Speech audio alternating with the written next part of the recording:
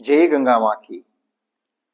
पिछले दिनों कुंभ में जाने का अवसर मिला और उस दौरान जो मैं अनुभव लिया वो आप सभी के साथ शेयर करना चाहता हूँ। मैंने गंगा यमुना सरस्वती के संगम के साथ साथ देश और दुनिया से आए हुए लोगों का संगम भी देखा, जो बिना भेदभाव के जाति पाति ऊंच नीच और धर्म सबको भूलकर ऐसे चले जा रहे थे कि जैसे मानो किसी एक ही बाप की संतान हो, किसी एक ही माँ बाप की औलाद हो। उनमें कोई भेदभाव नहीं था। जिसको जैसा साधन मिल रहा था उसी में वो चले जा रहे थे। पैदल चले जा रहे थे, कोई रिक्शा मिला तो रिक्शे में चले जा रहे थे, कोई बाइक मिली तो बाइक में चले जा रहे थे। किसी को किसी से कोई भेदभाव नहीं था।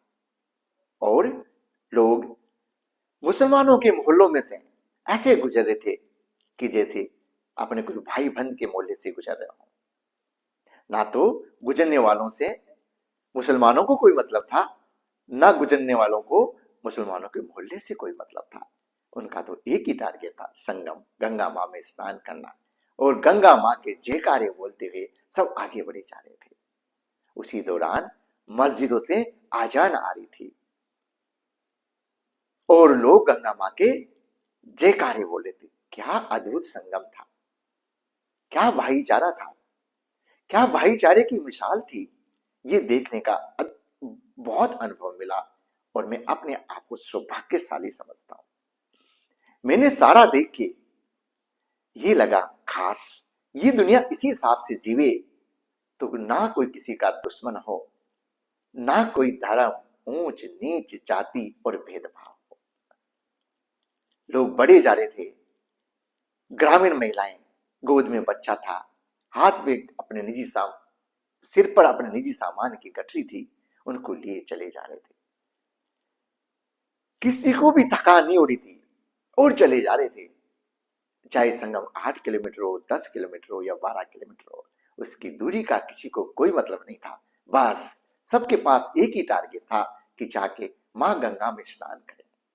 बड़ा बूढ़ा, छोटा बड़ा, बीमार बुजुर्ग सब चले जा रहे थे। अगर कोई बुजुर्ग चलते चलते लड़खड़ाता भी था तो साथ वाले उसको उठा के उसको ऐसी हिम्मत बना रहे थे कि जैसे संगम 2 कदम पास में हो। और सब चले जा रहे थे बिना कुछ सोचे समझे खाए पिए, बस चले जा रहे थे गंगा माँ का जयकारा देते हुए। कई लोग जो कभी एसी से बाहर नहीं निकले हों, वो ऐसे सामान ढोने वाली रेडी में बैठ के ऐसे जा रहे हैं जैसे कोई आलीशान लग्जरी कार में बैठे हो। और उनके चेहरे पे बिल्कुल भी ऊंच नीच और थकान का भाव नहीं था। ये देख के बहुत अद्भुत लगा। राह में पुलिसकर्मी जैसे प्रशासनिक लोग नहीं थे, जैसे दोस्त थे, दोस्तों के तरह व्यवहार कर रहे थे। हर पुलिसकर्मी बहुत ही शालीनता के साथ में सबका वेलकम कर रहे थे। अगर कोई राहगीरी उनसे पूछे, संगम के बारे में पूछे और कोई बात पूछे तो बहुत ही सहनशीलता के साथ में वो उसका जवाब दे रहे थे। किसी को रोका टाकी बिल्कुल नहीं थी और अपनी ड्यूटी ऐसे निभा रहे थे जैसे ईश्वर ने उनको पहरादार करके भिजवा दिया। गंगा माँ ने जैसे उसके भक्तों के लिए पहरेदार खड़े कर दिए। सफाई कर्मी रस्तों में घाट पे ऐसे सफाई कर रहे थे कि मानो कोई प्राइवेट जगह हो जहां गंदगी का नामो निशान नहीं था। रैली चले जा रहे थे, चले जा रहे थे। और लोग संगम घाट पर जाके उनका एक ही टारगेट था सबका, गंगा माँ में स्नान करना।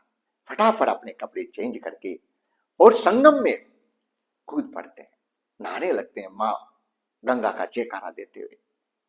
और नहाने के दौरान उनके दिमाग में कभी भी जाति पाति ऊंच नीच का भेद कभी नहीं आता। उसी संगम के पानी में एक गरीब, एक अमीर और सभी जाति के लोग इस तरह से नहा रहे थे कि जैसे कोई एक ही माँ बाप की संतान हो। ये देख के बहुत अद्भुत लगा।